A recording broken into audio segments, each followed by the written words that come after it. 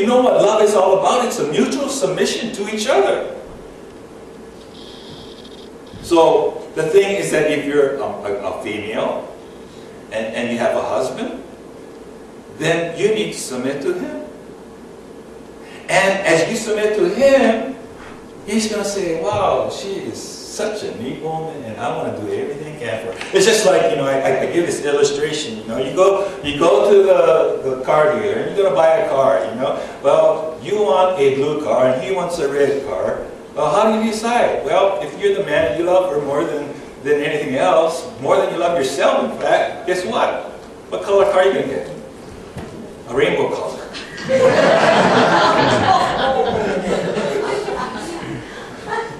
Great moms. And I know there's a lot of great moms here in our congregation too, and how they just go out of their way for their kids. I think about Lisa right now, who's gone to see her grandmother, who's dying of cancer. So we need to keep her in our prayers. And I think of Maribel, and Carol just told me that Maribel just fell again this week, and she might be in the hospital, and she doesn't know where in the hospital. But we need to keep her in our prayers too. And I look at each of you moms and how you love your kids and how much you've sacrificed for your kids, and I just want to thank you for that. Keep on doing that. You're doing a good job. And then I think about my mom.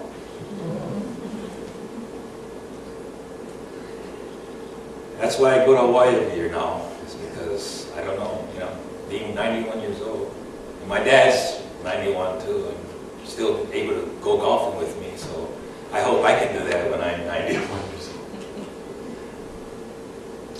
Ron already read this, but I'm going to read it again. But it talks about what a woman of noble character, a wife of a noble character, who can find it.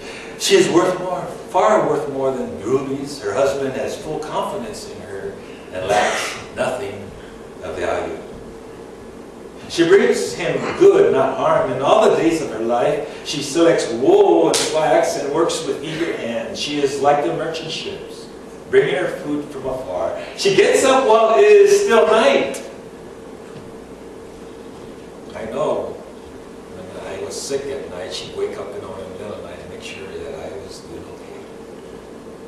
Isn't that soothing, to know that there's someone who loves you so much that she's always thinking about you before herself. But that was my mom. She is like the merchant ships bringing her food from afar. She gets up while it is still night. She provides food for her family and portions for her female servants. She considers a field and buys it out of her earnings. She plants a vineyard. She sets about her work vigorously. Her arms are strong for her task. She sees that her trading is profitable and her lamp does not go out at night. In her hand she holds the distaff and grasps the spindle with her fingers. She opens her arms to the poor and extends her hands to the needy. And when it snows, she has no fear for her household. For all of them are clothed in scarlet. She makes coverings for her bed. She is clothed in fine linen and purple. Her husband is respected at the city gate, where he takes his seat among the elders of the land. She makes linen garments and sells them, and supplies the merchants with chassis. She is clothed in strength. She is clothed with strength and dignity. She can laugh at the days to come. She speaks with wisdom. And faithful instruction is on her tongue. She watches over the affairs of her household and does not eat the bread of idleness. And her children arise and call her blessed. Her husband also, and he praises her. Many women do noble things, but you surpass them. Charm is deceptive and beauty is fleeting, but a woman who fears the Lord is to be praised.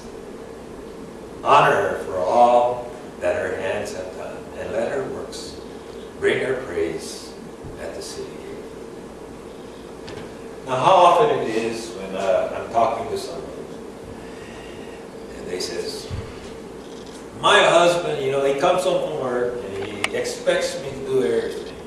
he leaves his dirty socks on the floor, and he doesn't wash the dishes, and it's just this complaining of, this is my husband, to somebody else.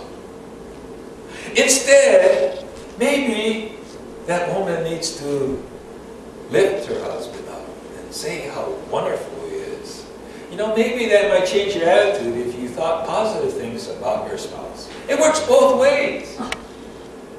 Right? Men, if you love your wife, don't be lazy. Yeah, you get home from work and you're all tired because you've been there all day. You're the breadwinner, maybe. I mean, it's now both men and women are working in the workplace now. But if your wife is a homemaker and watching the kids, raising the kids, she's got diapers to wash. Well, no, they don't wash diapers anymore, do they? They pamper.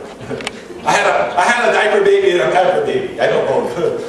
But the thing is that, she's working, taking care of the kids are screaming all day long, and you come home from work and you're all tired because the boss yelled at you or something, and you just want to get on that couch, turn on that remote, and sit down and relax.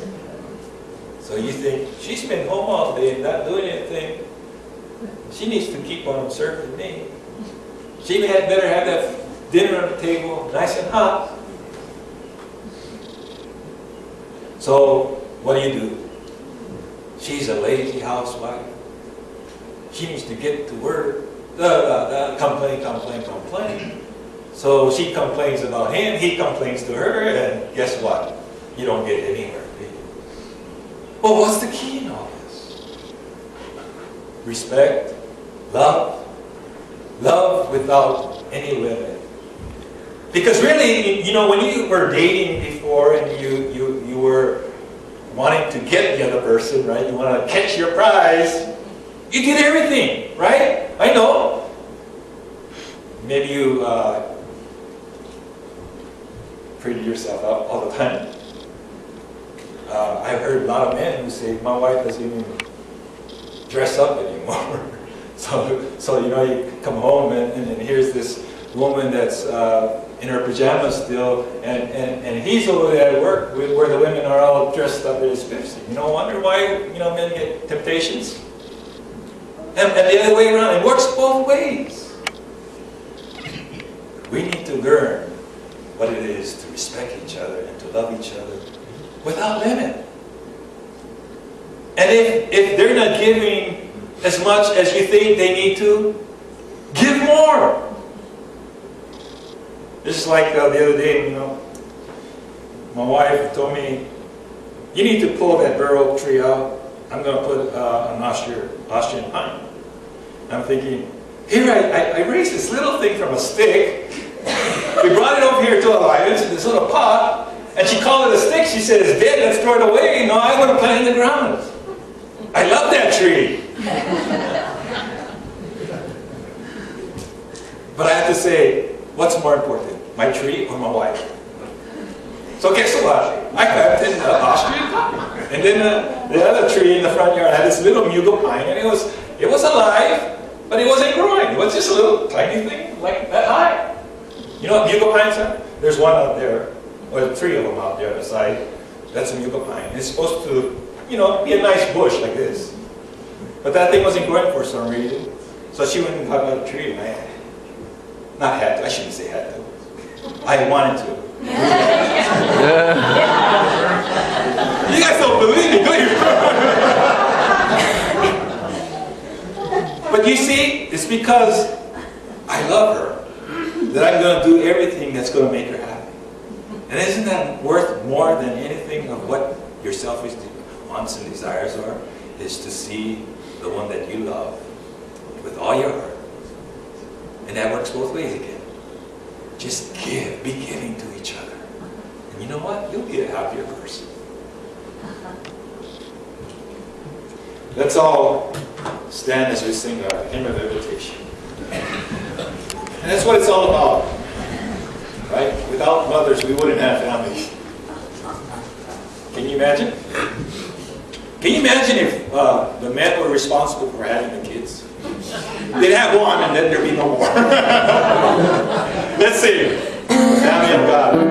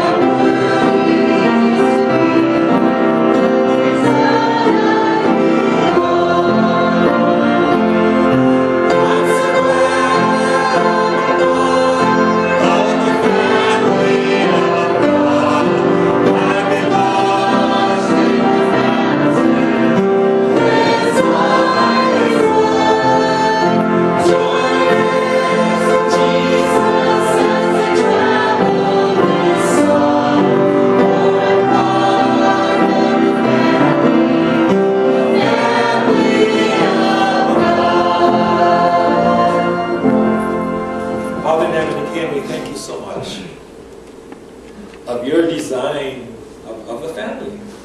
And today we want to thank you so much for our mothers and what they mean to us and how much they are giving to us. We just ask a special blessing for each mother that's here today, that you would just fill them with your love. Father, we thank you for a beautiful day out there, the sun shining, the warmth, and the flowers that are starting to bloom. Lord, your creation is just so magnificent that sometimes we just don't understand how people can say there is no God. But we do, and we acknowledge that you are a great God and a great creator who created all these things for us to enjoy. In Jesus' name, amen. Don't forget to stay and eat with us.